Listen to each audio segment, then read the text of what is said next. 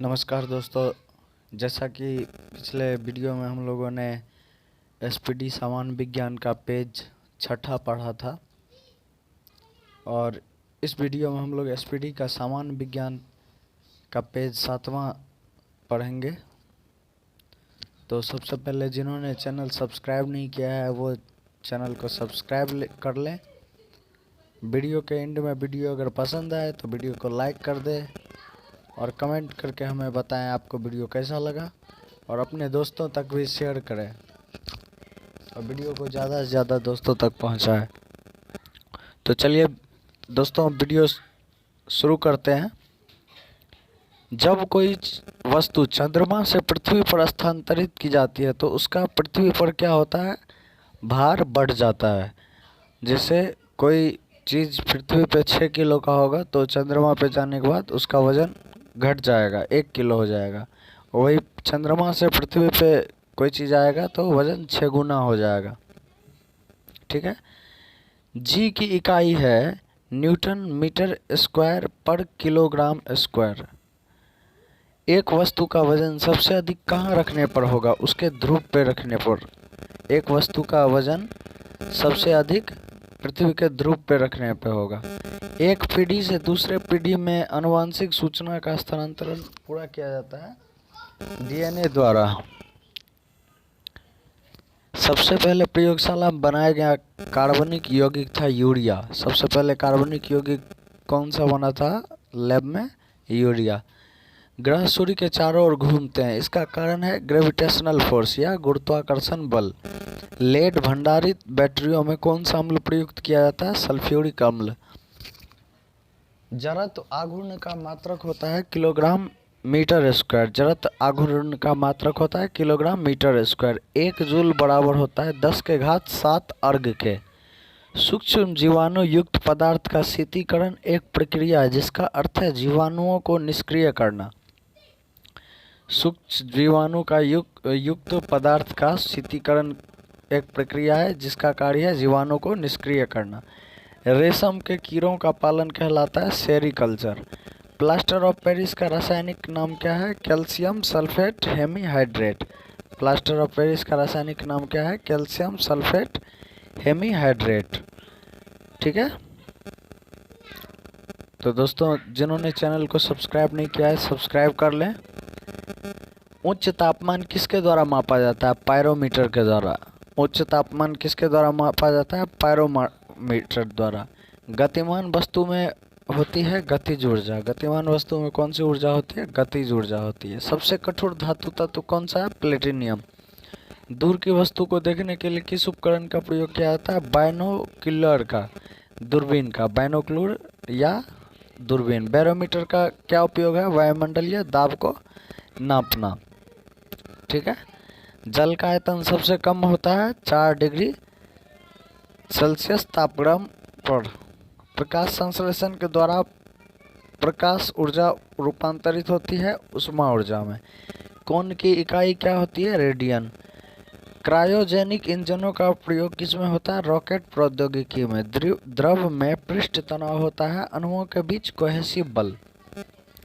2 विभिन्न क्षेत्रों में नोबेल पुरस्कार प्राप्त की थी किसने? मैडम क्यूरी ने। 2 विभिन्न क्षेत्र में नोबेल पुरस्कार किसने प्राप्त किया था? मैडम क्यूरी ने। प्लास्टर ऑफ पेरिस का क्या नाम है? रासायनिक नाम कैल्शियम सल्फेट हेमीहाइड्रेट। ध्वनि तरंगें होती है आंशिक लंबवत और आंशिक तिर्यक। किसका उपयोग ऊंचाई नापने के लिए किया जाता है? अल्टीमीटर का। किस स्थिर तापमान पर कंडक्टर में वहनशील तरंग दोनों छड़ों के बीच के महत्वपूर्ण अंतर के अनुपात में है? इसको कहा जाता है ओम का नियम। ओम का नियम किसको कहा जाता है? स्थिर तापमान पर कंडक्टर में वहनशील तरंग दोनों छोरों के बीच के महत्वपूर्ण अंतर के अनुपात में है, इसको कहा जाता है ओम का नियम। कैमरे में उपयोग किया जाने वाला लेंस है उत्तल लेंस। एक स्वतंत्र रूप से लटका हुआ चुंबक सदा स्थिर होगा किस दिशा में? दक्षिण दिशा में। ठीक है। न्यूटन की गति का कौन सा नियम जड़त्व को प्रदर्शित करता है? प्रथम नियम। न्यूटन का प्रथम गति नियम किसको प्रदर्शित करता है? जड़त्व को। अल्फांसो है आम का एक प्रकार। अल्फांसो क्या किसका एक प्रकार है? आम का। गति के नियमों की खोज किसने की थी? न्यूटन ने। सबसे हल्की धातु कौन सी है? लिथियम। सबसे हल्की धातु कौन सी है? लिथियम। पौधे का कौन सा अवयव प्रश्वसन का कार्य करता है? पत्ती। पौधे का कौन सा अवयव प्रश्वसन का कार्य करता है? पत्ती। दालें किसकी अच्छी स्रोत है? प्रोटीन की। यकृत द्वारा स्रावित पीत रस कहाँ संचित होता है? पित्ताशय में। प्रस्वेदन प्रस्वेदन शरीर के ताप को क्या करता है? नियंत्रित करता है। वाहनों के पीछे का दृश्य देखने के लिए कौन सा दर्पण प्रयोग करते हैं? उत्तल दर्पण। जो गाड़ी होती है उसके पीछे जो कौन सी चीज़ है, कौन सी गाड़ी आ रही है, क्या है, इसको देखने के लिए उत्तल दर्पण का प्रयोग करते हैं। गैसीय अवस्था में पदार्थों को संपीड़ित करना आसान है क्योंकि इस अवस्था में अणु अपने मध्य दीर्घ अंतराल रखते हैं। नींबू और संतरे में उपस्थित होता है कौन सा अम्ल? साइट्रिक अम्ल। यदि लोलक की लंबाई 4 गुनी हो जाए तो झूलने का समय हो जाएगा दुगुना। यदि लोलक की लंबाई 4 गुनी हो जाए तो झूलने का समय दुगुना हो जाएगा। एक स्वतंत्र रूप से लटका हुआ चुंबक सदा स्थिर होता है, वह दिशा कौन सा है? उत्तर और दक्षिण। चुंबक जो है हमेशा उत्तर दक्षिण दिशा में लटका हुआ मिलता है। एक वस्तु को कहाँ रखा जाए ताकि उसकी एक मूल तथा आभासी स्थिर उत्तलोत्तर लेंस द्वारा समान आकृति में पाई जा सके, उसको उसकी फोकस की दुगुनी लंबाई पर वस्तु को रखा जाए। ऊंचाई पर खाना देर से बनता है क्योंकि ऊंचाई पर वायुमंडलीय दाब घट जाता है जिससे पानी का क्वथनांक कम हो जाता है। ठीक है, इसलिए ऊंचाई पे खाना लेट से बनता है और पानी क्या होता है? वाष्प बनकर जल्दी ही उड़ जाता है, इसलिए ऊंचाई पे खाना लेट से बनता है। सबसे हल्की धातु कौन सी है? लिथियम। पौधे का कौन सा अवयव प्रश्वसन का कार्य करता है? पत्ती। ये हम लोगों ने पढ़ा था। ठीक है, अब आगे देखते हैं। छोटे बच्चों में ऐंठन मरोड़ होने के कारण किस विटामिन की कमी है? विटामिन सी B6 की। पोर्टलैंड सीमेंट के प्रमुख संगठनों में शामिल है लाइम, सिलिका और एल्यूमिना। पोर्टलैंड सीमेंट के प्रमुख संगठकों में शामिल है लाइम, सिलिका और एल्यूमिना। इंसुलिन स्रावित होती है पैनक्रियाज में। इंसुलिन कहाँ स्रावित होती है? पैनक्रियाज में। ग्लोबल वार्मिंग के लिए मुख्य रूप से किस गैस को उत्तरदायी ठहराया गया है?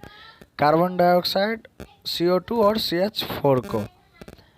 50% CO2 को और 54% CO2 को और 30% CH4 को। किसी रेफ्रिजरेटर में फ्रीजर शीर्ष पर रखा जाता है ताकि संवहन धाराओं के अंदर के पूरे भाग को ठंडा रख सके। एक साधारण घड़ी गर्मी में सुस्त हो जाती क्योंकि पेंडुलम की लंबाई बढ़ जाती है, इसलिए इसका दोलन काल भी बढ़ जाता है। किसी तारे की दूरी को नापने के लिए प्रयुक्त यूनिट होती है प्रकाश वर्ष। धातुएं किस क्रिया द्वारा गर्म होती है? चालन की क्रिया द्वारा गर्म होती है। अपेक्षित घनत्व मापने के लिए किस यंत्र का प्रयोग किया जाता है? हाइड्रोमीटर का। घनत्व नापने के लिए हाइड्रोमीटर का। ठीक है, अपेक्षित घनत्व मापने के लिए हाइड्रोमीटर का उपयोग किया जाता है।